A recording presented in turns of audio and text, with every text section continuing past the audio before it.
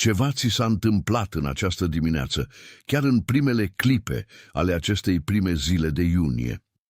Poate că nu ai cuvinte exacte pentru a descrie, dar ceva în interiorul tău s-a mutat din loc, ca și cum un angrenaj care fusese blocat luni de zile s-a potrivit în cele din urmă în locașul corect. Ai fost epuizat, nu de o oboseală pe care somnul o repară, ci de o epuizare care locuiește în suflet, o povară a celui care duce o sarcină care, de fapt, ar fi trebuit deja predată. Am venit aici să-ți spun că testul tăcut, acela pe care nimeni din jurul tău nu l-a văzut și nimeni nu l-a înțeles, s-a încheiat în sfârșit.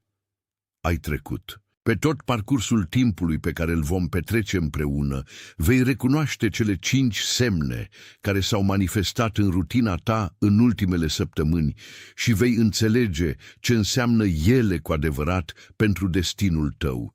Vei înțelege tiparul unic care a blocat ceea ce cauți și vom numi tranziția care are loc acum, în timp ce coroana care a fost pregătită pentru acest moment începe să fie înmânată.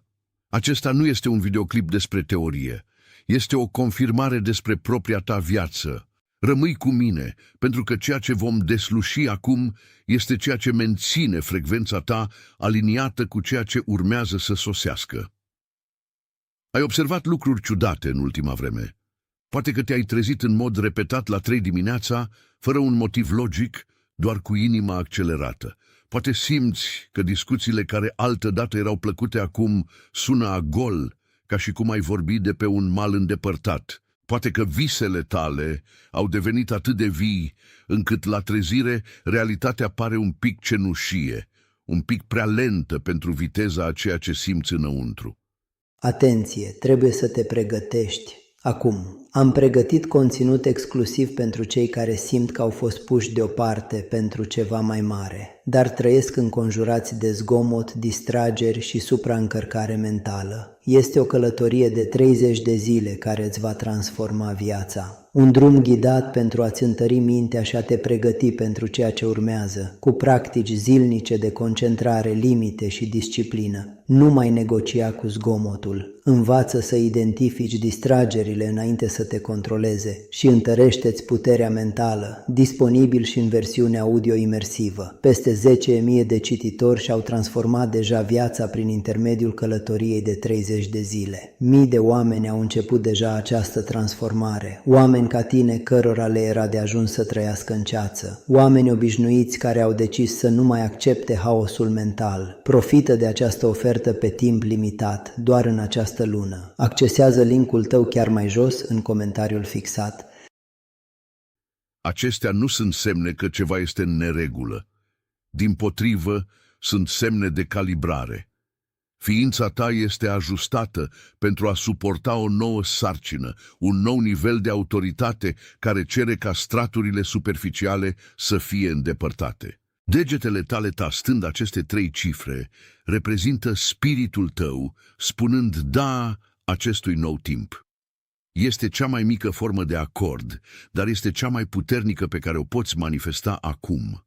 Tastează 888, apoi întoarce-te imediat la mine. Ceea ce ai trăit nu este un semn că ai eșuat. Este un semn că ai operat dintr-un tipar de luptă care a devenit învechit. Multă vreme ai crezut că loialitatea ta era măsurată prin cât de mult transpirai, prin cât de mult forțai ușile care insistau să rămână închise. Încercai să împingi destinul cu propriile mâini, crezând că dacă te oprești din luptă, totul se va prăbuși. Dar adevărul pe care trebuie să-l îmbrățișezi este că cea mai mare bătălie a ta nu a fost împotriva obstacolelor de afară, ci împotriva propriei tale rezistențe de a accepta că efortul tău, prin el însuși, nu mai deschide anumite uși. Încercai să menții în viață un ciclu care își îndeplinise deja rolul. Acest efort constant de a forța trecerea este ceea ce ți-a drenat energia. Dar acum, când înțelegi că lupta a fost doar antrenamentul pentru predare, începi să realizezi că ceea ce căutai atât de mult nu trebuia cucerit cu forța, ci primit la timpul potrivit. Încercai să deschizi o ușă care era deja descuiată, dar o împingeai în direcția greșită. Acum îndrumarea este simplă, nu mai forța.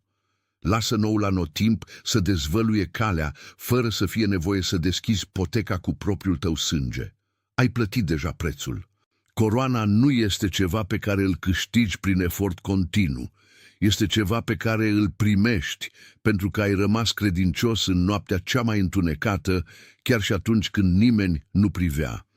Ceea ce pare a fi o întârziere este, de fapt, pregătirea terenului, pentru ca, atunci când vei călca pe el, să nu cedeze sub picioarele tale. Abia începem să intrăm în structura noului tău anotimp, iar stratul pe care îl vom atinge acum este acela care va schimba definitiv modul în care privești fiecare mișcare pe care o vei face de mâine înainte.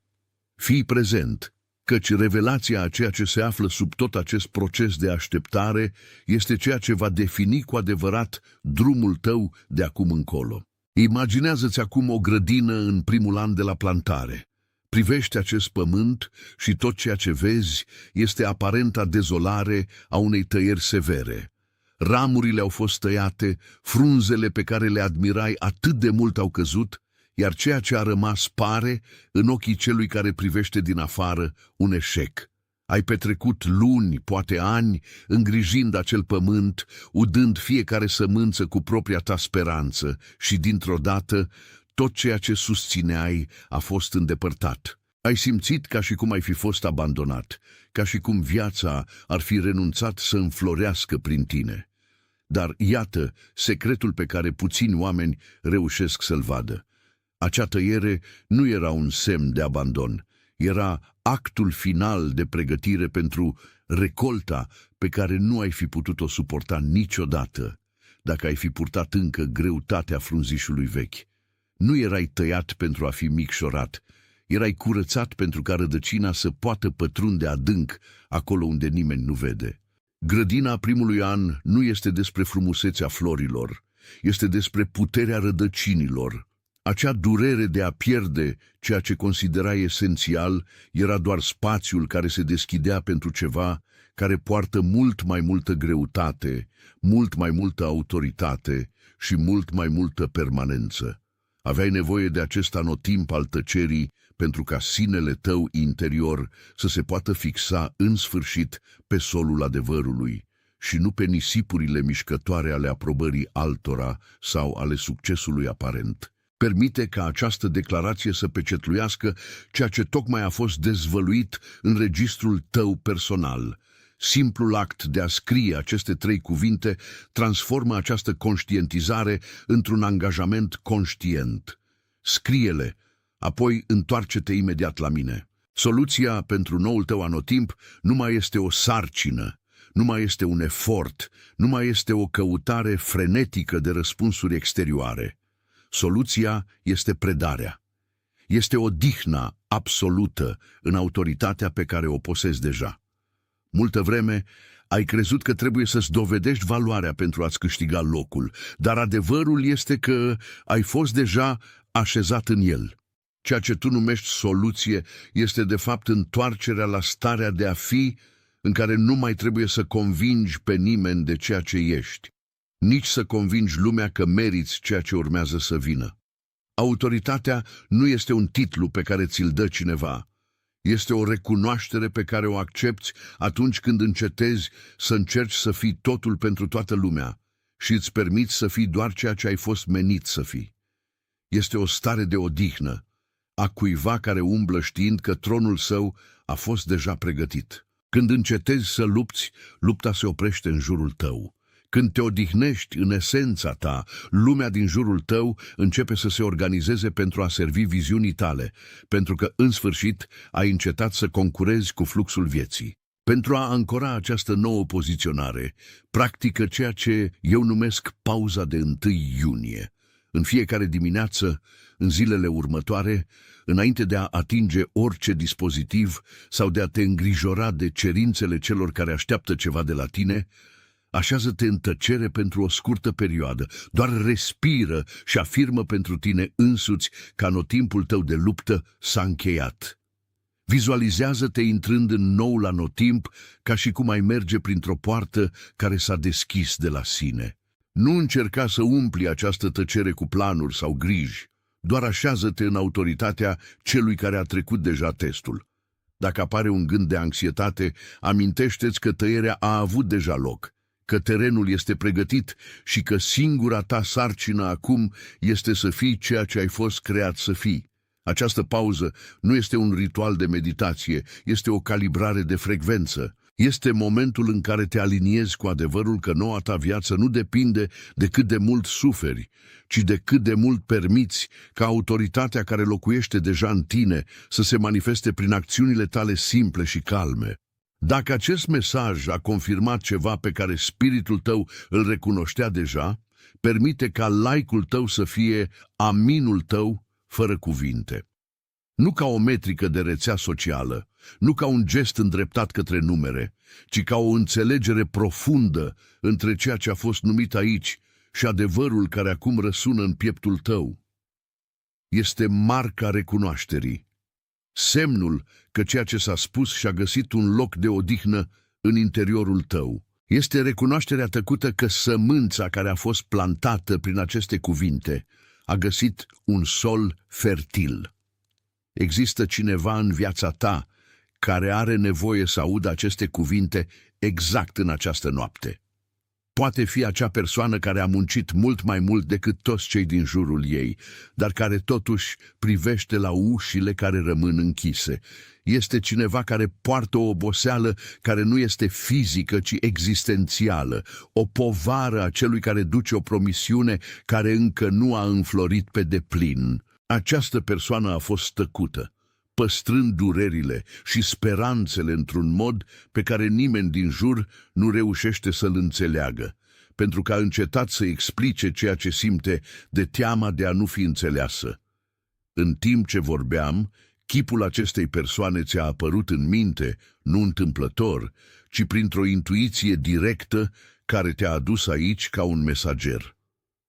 Trimite acest conținut către ea, nu ca o recomandare întâmplătoare, nu ca un link trimis din obligație, ci ca o predare de slujire. Tratează această trimitere ca pe extensia responsabilității pe care tu însuți ai primit-o. Ceea ce ai primit astăzi are un scop care depășește propria ta viață și ajunge la cei care sunt epuizați, așteptând un semn că drumul din față, deși abrupt, duce către un loc de autoritate și odihnă. Așează-te cu această percepție pentru o clipă. Lasă ca greutatea responsabilității de a fi un purtător de lumină să se diminueze în fața clarității că nu faci acest lucru singur. Ceea ce trăim aici nu este o conversație trecătoare. Este o aliniere de frecvențe care traversează timpul și spațiul. Înainte de a închide acest ciclu de recunoaștere, vreau să fac o ultimă declarație pentru a pecetlui tot ceea ce a fost trezit în tine în ultimele ore. Nu faci acest lucru ca pe o cerere, nici ca pe o speranță îndepărtată, ci ca pe o confirmare solemnă a noii tale identități. Acordul care s-a format între spiritul tău și adevărul care a fost dezvăluit aici este ceva pe care îl vei purta cu tine și pe care îl vei trăi de acum înainte în fiecare zi a acestui nou anotimp. Tastează cu calm, permițând fiecărei litere să poarte certitudinea că povestea ta și-a schimbat direcția, că testul a fost câștigat și că tronul care ți-a fost rezervat ți se înmânează în sfârșit. Tu ești chemat, tu ești înzestrat, tu ești trimis. Direct în acest moment, întreaga ta ființă se aliniază cu scopul care a fost desenat înainte chiar de a te naște. Îndoielile care te bântuiau au fost risipite de autoritatea pe care ai recunoscut-o în tine, iar frica care te ținea stagnant a fost înlocuită de o liniște pe care nimeni nu ți-o poate lua. Ești gata pentru ceea ce urmează, nu pentru că te-ai străduit mai mult, ci pentru că te-ai predat exact acolo unde trebuia. Ceva ți s-a întâmplat în această dimineață de 1 iunie, care încă nu are nume în vocabularul comun, dar care are deja o greutate incontestabilă în sufletul tău. Ai simțit ca și cum un angrenaj care fusese blocat ani de zile s-a rotit în sfârșit, cerând ca întreaga ta structură interioară să se reajusteze pentru a găzdui o nouă măsură de autoritate. Testul prin care ai trecut, acela care părea un labirint fără ieșire și o probă de rezistență infinită, a atins punctul de epuizare totală pentru a dezvălui în sfârșit premiul care era ascuns sub presiune. Am venit aici să-ți confirm că ceea ce ai trăit nu a fost o perioadă de ghinion sau de stagnare, ci un timp de forjare. În acest moment trebuie să știi că contractul acestei conversații este clar. La sfârșitul acestui parcurs vei identifica exact cele 3 semne de tranziție care indică faptul că nivelul tău de conștiință a trecut la o altă treaptă. Vei înțelege de ce lupta pe care ai dus-o în ultimele luni era de fapt o pregătire pentru o coroană pe care încă nu te vedeai pregătit să o porți. Și înainte de a putea încheia, voi rosti o declarație asupra vieții tale care va servi drept piatra de hotar definitivă a acestui 1 iunie, asigurându-te că nu te vei întoarce la starea de îndoială în care ai petrecut lunile anterioare. Rămâi cu mine, căci stratul pe care îl vom desluși acum este acela care susține toate celelalte. Observă semnele care s-au repetat în rutina ta recentă. Poate fi acea trezire constantă, mereu în același minut al nopții, când tăcerea lumii pare mai densă. Sau poate fi vorba de conversații care altădată aveau sens și care dintr-o dată sună a zgomot gol, aproape insuportabil pentru urechile tale. Ai observat că trupul tău fizic pare să reacționeze la locuri și persoane cu o oboseală care nu vine din efort, ci dintr-o nepotrivire de frecvențe. Dacă te simți deplasat, ca și cum ai purta o haină care nu se mai potrivește pe umerii tăi, înțelege asta. Nu ești stricat, ci ești calibrat. Dacă măcar unul dintre aceste semne a atins un punct sensibil în pieptul tău, dacă respirația ta și-a schimbat ritmul citind aceste cuvinte, fă o pauză adâncă. Nu este doar o secvență, este un cod de frecvență care semnalează disponibilitatea ta pentru revărsare. Actul de a tasta aceste 3 cifre este angajamentul tău de a spune da ceea ce urmează să sosească, desfăcând rezistența care încă te ținea legat de trecut. Tastează 888, apoi întoarce-te la mine, menținând concentrarea absolută. Rădăcina întregii tale epuizări nu era în efortul în sine, ci în greșeala de a forța deschiderea ușilor care fuseseră deja pecetluite pentru creșterea ta. Funcționai sub tiparul că trebuia să tragi de sfori pentru ca lucrurile să se întâmple, amestecând loialitatea cu o disperare de supraviețuire. Simțeai că, dacă te oprești din luptă, pământul va dispărea. Dar adevărul care iese acum la iveală este că lupta era ceea ce menținea ușa închisă, pentru că nu puteai primi noul cât timp mâinile ți erau ocupate ținând vechiul. Imaginează-ți acum ceea ce numesc grădina primului an. Este un spațiu unde tăierea este severă, unde frunzele cad nu pentru că planta moare, ci pentru că învață să-și direcționeze seva doar către ceea ce va produce rod adevărat. Luni de zile ai simțit că ești tăiat, că pierzi conexiuni, oportunități și chiar bucăți din propria ta identitate. Tu ai numit asta abandon. Universul a numit asta curățare. Dacă poți vizualiza acest proces ca pe un act de grijă și nu ca pe o pedeapsă, vei vedea că grădina nu este goală, este doar curată, așteptând ca coroana scopului tău să fie așezată în sfârșit pe capul tău. Dacă imaginea acestei grădini a făcut ca ceva în tine să se stabilizeze, dacă a avut loc un clic de înțelegere cu privire la motivul pentru care au avut loc anumite pierderi, declară-ți prezența. Nu este o întrebare, este o comandă de autoritate pe care o emiți propriului tău spirit, validând că faza de pregătire s-a încheiat și că accepți locul care ți-a fost rezervat. Scrie aceste 3 cuvinte, lasă-le să devină parte din biografia ta începând de astăzi și întoarce-te aici cu mine pentru următorul pas. Soluția pentru noul tău anotimp nu cere să construiești nimic, ea cere să primești. Autoritatea pe care ai căutat-o afară locuiește deja în tine, ca o coroană care a fost întotdeauna în vârful scării, dar pe care nu o puteai vedea cât timp priveai doar la proprii tăi picioare. Practică pauza acestui 1 iunie. Când lumea va cere grabă, tu vei răspunde cu o liniște deliberată. Când vocile exterioare vor încerca să-ți dicteze valoarea, te vei întoarce în centrul grădinii care acum este curată și pregătită. Singura ta sarcină este să menții postura celui care știe că bătălia a fost câștigată pe câmpul nevăzut înainte chiar de a se manifesta în vizibil. Amintește-ți că fiecare moment de recunoaștere pe care l-ai avut aici este un ecou al adevărului pe care îl știi deja în adâncul tău. Dacă ceva din ceea ce a fost dezvăluit aici a rezonat cu adevărul tău, permite ca like-ul tău să fie aminul tău fără cuvinte. Nu-l privi ca pe un număr sau o metrică de rețea socială, ci ca pe o semnătură spirituală, o marcă a faptului că acest conținut a fost o întâlnire și nu doar o transmisie. Este un sigiliu de înțelegere între ceea ce s-a spus și ceea ce spiritul tău a confirmat deja ca fiind necesar pentru acest moment exact al traiectoriei tale. Privește acum în jurul tău. Există cineva în viața ta, cineva pe care îl cunoști bine, care a traversat o fază de epuizare tăcută, cineva care poartă o strălucire care pare să fi fost estompată de un test de viață excesiv de lung.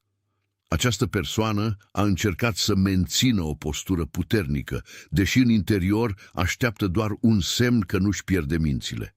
Este cineva care a muncit cu o sârguință pe care nimeni altcineva nu pare să o vadă, cineva care păstrează secrete pe care nu le poate împărtăși. În chipul acestei persoane tocmai ți-a apărut în minte, nu întâmplător, ci printr-o intuiție clară. Trimite acest mesaj către ea acum. Nu faci acest lucru pentru a fi amabil, fă-l ca pe un act de predare de slujire. Ea trebuie să știe că timpul tăierii s-a încheiat și că tronul așteaptă. Fă-ți partea ta, căci predarea acestui semn este ultima piesă a propriei tale alinieri. Percepția că povara este mai ușoară nu este o iluzie a simțurilor tale, nici o ușurare momentană adusă de oboseală. Este dovada fizică că ai traversat zona de presiune maximă. Multă vreme ai crezut că valoarea ta era măsurată de greutatea pe care o purtai în spate, de numărul de obstacole pe care reușeai să le depășești fără să te plângi. Dar ceea ce tu numești reziliență, viața a numit antrenament. Și tot antrenamentul are o dată de expirare. Astăzi te afli la granița dintre efortul care definea cine erai și autoritatea care va defini ceea ce ai devenit. Coroana care ți se înmânează în acest 1 iunie nu este o recompensă pentru că ai suferit, ci o recunoaștere pentru că ai rămas credincios propriei tale esențe, chiar și atunci când lumea cerea să devii cineva mai mic, cineva mai practic, cineva mai puțin sensibil. Ai rămas și tocmai pentru că ai rămas, structura din jurul tău trebuie acum să se ajusteze la noua ta statură. Ia în considerare natura tăcerii tale recente. Ai observat cum cuvintele au devenit insuficiente. Ai observat cum conversațiile superficiale, care altădată îți umpleau ziua, acum par să răsune într-un gol absolut. Acesta nu este o izolare socială. Aceasta este frecvența ta alinindu-se cu ceva care încă nu are nume, ceva care nu are nevoie de explicație pentru a fi real. Ai încetat să cauți aprobare în oameni pentru că, în adâncul tău, ai înțeles că validarea de care aveai nevoie nu va veni niciodată din afară.